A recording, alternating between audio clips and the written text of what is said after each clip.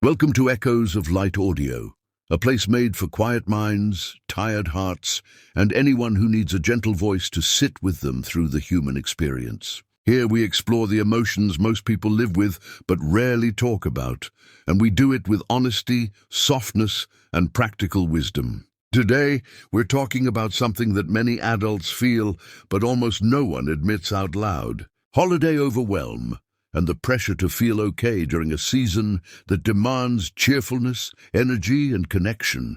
So let's breathe and walk through this together. The holidays arrive with lights, music, decorations, and expectations, all wrapped together in one loud package. For some people, this season feels magical, but for others, it feels heavy. And that heaviness doesn't always come from something dramatic. Sometimes it comes from life itself, the responsibilities, the exhaustion, the quiet loneliness, the unspoken pressure to perform. If you're stepping into this season with mixed emotions, I want you to know this: your experience is valid. Your energy is valid. Your pace is valid. You're not behind. You're not strange. You're not doing the holidays wrong.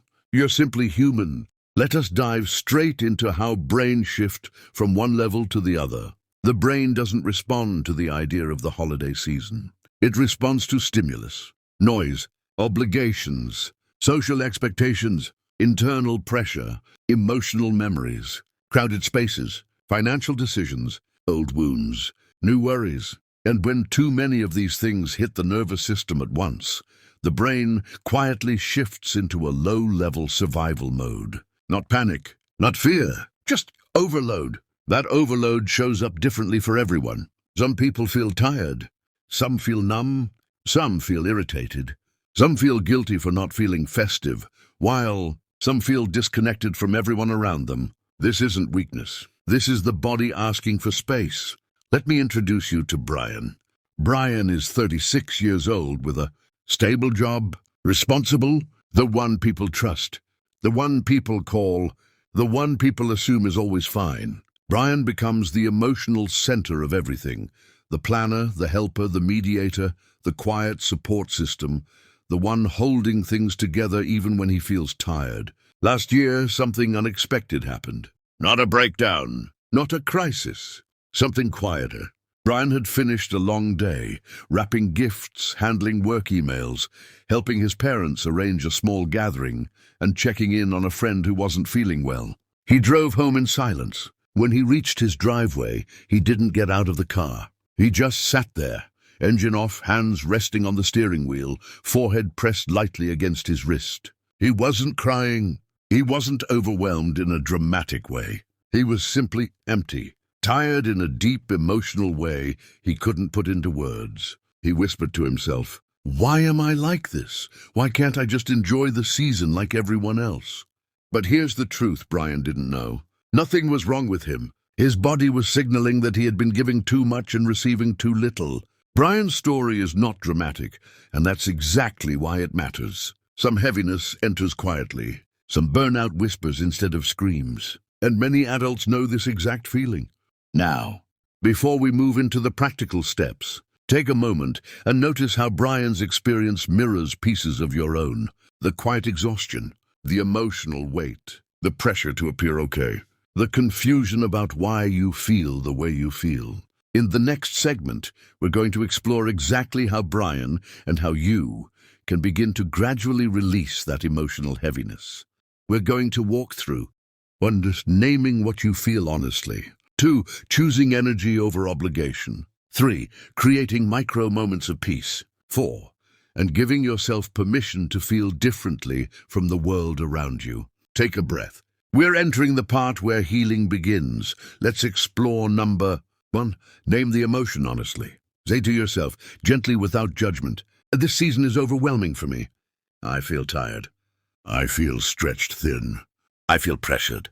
Emotional honesty is not negativity. It's clarity. And clarity reduces emotional intensity, sometimes by almost half. Naming your truth brings your nervous system back into balance. 2. Choose energy, not obligation. You don't have to attend every event. You don't have to respond immediately to every message. You don't have to appear everywhere to be appreciated. Give yourself permission to choose what supports your emotional well-being. Ask yourself, does this give me energy or does it drain me? If it drains you, you're allowed to step back. 3. Build micro moments of peace. You don't need a full day off to feel human again. You need moments, small pockets of stillness. Try this. Close your eyes. Place a hand on your chest. Breathe in slowly. Exhale even slower. Repeat twice. Even 1 minute of intentional breathing can reset an overwhelmed nervous system. These moments matter. They help you remember who you are beneath the noise. Or allow your feelings to be different from the season. This may be the most important part. You don't have to match the world. You don't have to feel cheerful. You don't have to feel holiday ready. You don't have to perform. Your emotional experience is yours. Your life has its own context, its own history, its own weight. You're allowed to have a different rhythm. If this season feels heavier than you expected, if your emotions don't match the lights and music, if your heart is moving slower than the world around you, that's okay. You're not failing the season. The season is simply louder than your mind can carry right now. You don't need to be cheerful to be loved. Love doesn't ask you to perform. It asks you to be real, even on the days when your smile is resting and your spirit feels heavy. Realness is what creates closeness. You ought to be strong, but not the way everyone thinks you should be, to be worthy. Your worth isn't measured by how much weight you can carry. Worth grows where there is honesty. Honesty about what hurts, what scares you, and what you can no longer hold alone.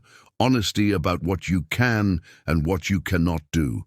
You are being honest about who you are and not what the world thinks you should be. You don't need to be perfect to belong. Perfection isolates, presence connects. Belonging is not about polishing who you are. It's about allowing yourself to be seen in small, true moments. Then you increase as you grow. And while these truths hold you gently, there's something else you need to remember.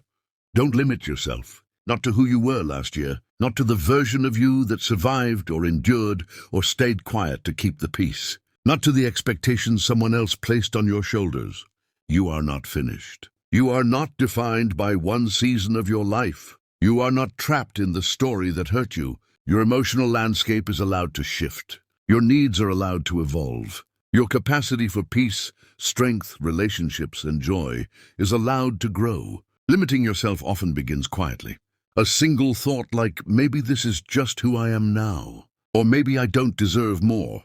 Or maybe this is the best I can hope for. But those thoughts are echoes of fear, not truth. So today, give yourself permission to expand again, to hope again, to try again, to imagine more for yourself than survival. You don't have to rush. You don't have to transform overnight.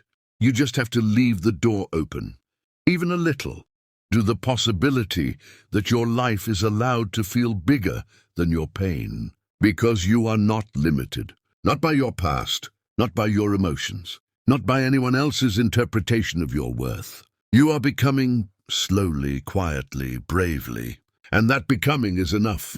You're learning how to take care of yourself in a world that often forgets how fragile the human heart can be. And that is a quiet kind of courage. Before we step out of this moment, let's anchor the key points. The weight of the holiday season touches everyone differently, and that's okay. Your nervous system responds to pressure, not decorations. Emotional fatigue doesn't mean failure. Name your emotions honestly. Choose where your energy goes. Take micro moments of peace. Allow your feelings to differ from the season. And above all, respond to your own emotions with patience, because growth is gradual.